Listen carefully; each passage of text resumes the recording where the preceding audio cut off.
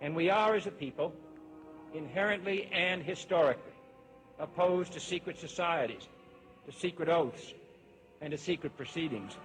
What is the Bohemian Grove? Well, it's a kind of summer camp for the powerful. Among its members, political figures like Gerald Ford, President Reagan, Vice President Bush, Richard Nixon is a Bohemian. Each year, guests like Henry Kissinger or Zbigniew Brzezinski address members on their areas of expertise. For we are opposed around the world by a monolithic and ruthless conspiracy. It is a system which has conscripted vast human and material resources into the building of a tightly knit, highly efficient machine. By the military-industrial complex. Its preparations are concealed, not published. Its mistakes are buried, not headlined. Its dissenters are silenced, not praised. We can find meaning and reward by serving some higher purpose than ourselves. A shining purpose, the illumination of 1,000 points of light. No expenditure is questioned, no rumor is printed, no secret is revealed. We have before us the opportunity to forge for ourselves and for future generations a new world order. The quest for the new world order is in part a challenge to keep the dangers of disorder at bay. We were interested today to hear that more than 100 law enforcement officials in Mexico are having microchips implanted in their arms. The chips allow a person to be scanned, sort of like a cereal box at the supermarket checkout. I think the most important thing is for Barack Obama. I think his task will be to develop an overall strategy for America in this period when really a new world order can be created.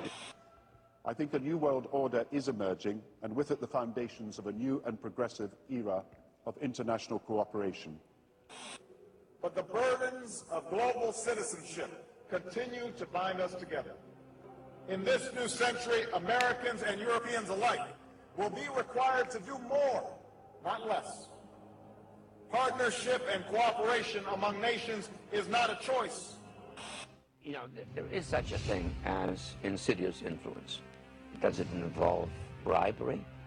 And does it involve some sort of psychological domination of individuals?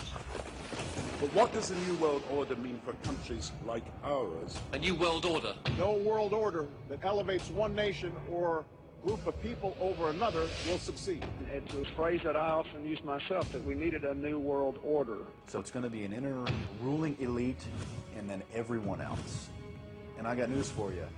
You're everyone else. The whole concept of New World Order is something else. It really says that the state is God. You take the roots of that organization and you find out that they created in all of the British dependencies what they call round table groups. Then around those little round table groups, they created front groups. We're getting to two levels of government here. One level of government where we have checks and balances, and a higher level of COG government where the constitutional authorities are not allowed to go. The New World Order really is a tool for addressing a new world of possibilities. This is the third leg of the New World Order.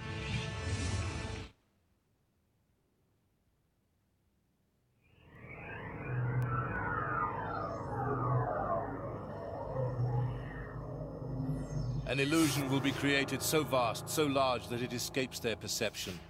Those who see it will be thought of as insane.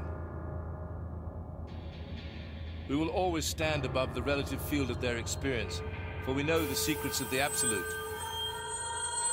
We will work together always, and we will remain bound by blood and secrecy. Death will come to he who speaks.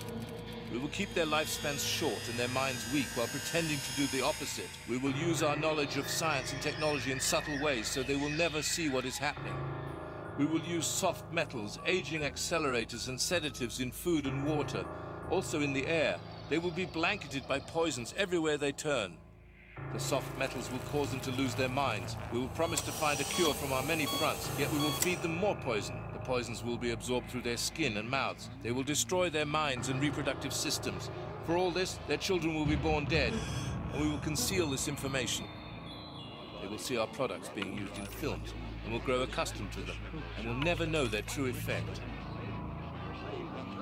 When the give birth, we will inject poisons into the blood of their children and convince them that it's for their health. We will start early on, when their minds are young. We will target their children with what children love most, sweet things. When their teeth decay, we will fill them with metals that will kill their minds and steal their future.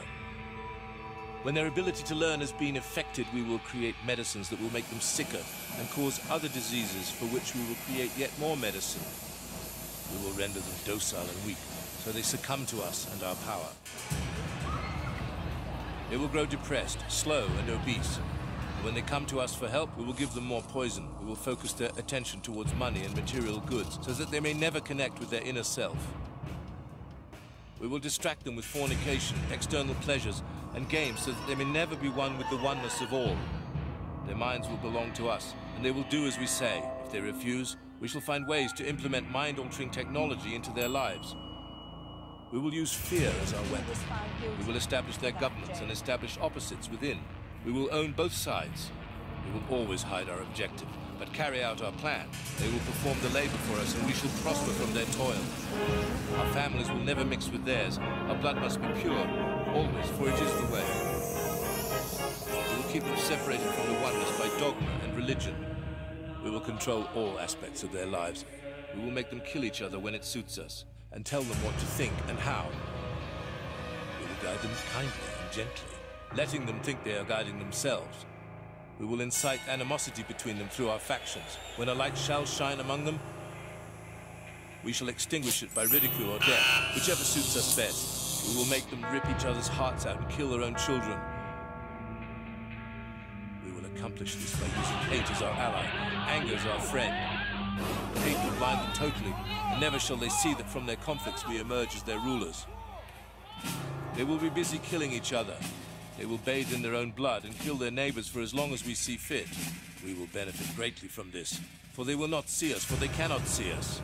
We will continue to prosper from their wars and their deaths. We shall repeat this over and over until our ultimate goal is accomplished. We will continue to make them live in fear and anger through images and sounds. We will use all the tools we have to accomplish this. The tools will be provided by their labor. We will make them hate themselves and their neighbors. This they must never know. We will always hide the divine truth from them, that we are all one. They must never know that color is an illusion. They must always think that they are not equal. Drop by drop, we will advance our goal. We will take over their land, resources, and wealth to exercise total control over them. We will trick them into accepting laws that will steal the little freedom that they have. We will establish a money system that will imprison them forever, keeping them and their children in debt. When they shall band together, we shall accuse them of crimes and present a different story to the world. For we will own all the media. We will use our media to control the flow of information and their sentiment in our favor. When they shall rise up against us, we will crush them like insects, for they are less than that. They will be helpless to do anything, for they will have no weapon. They must never learn this truth, for they will turn against us. For their work, they will be rewarded with earthly things and great titles, but never will they become immortal and join us. Never will they receive the light and travel the stars. They will never reach the higher realms, for the killing of their own kind will prevent passage to the realm of enlightenment. This they will never know. The truth will be hidden in their face. It will be so close that they will not be able to focus on it until it's too late. Oh yes, so grand will the illusion of freedom be that they will never know that they are our slaves. When all is in place, the reality that we have created from them will own them. This reality will be their prison. They will live in self-delusion. When our goal is accomplished, a new era of domination will begin. Their minds will be bound by their beliefs, the beliefs we have established from time immemorial. But if ever they find out that they are equal, we shall perish. This they must never know. If they ever find out that together they can conquer us, they will take action. They must never, ever find out what we have done, for if they do, we shall have no place to run, for it will be easy to see who we are once the veil has fallen. Our actions will have revealed who we are, and they will hunt us down, and no person shall give us shelter.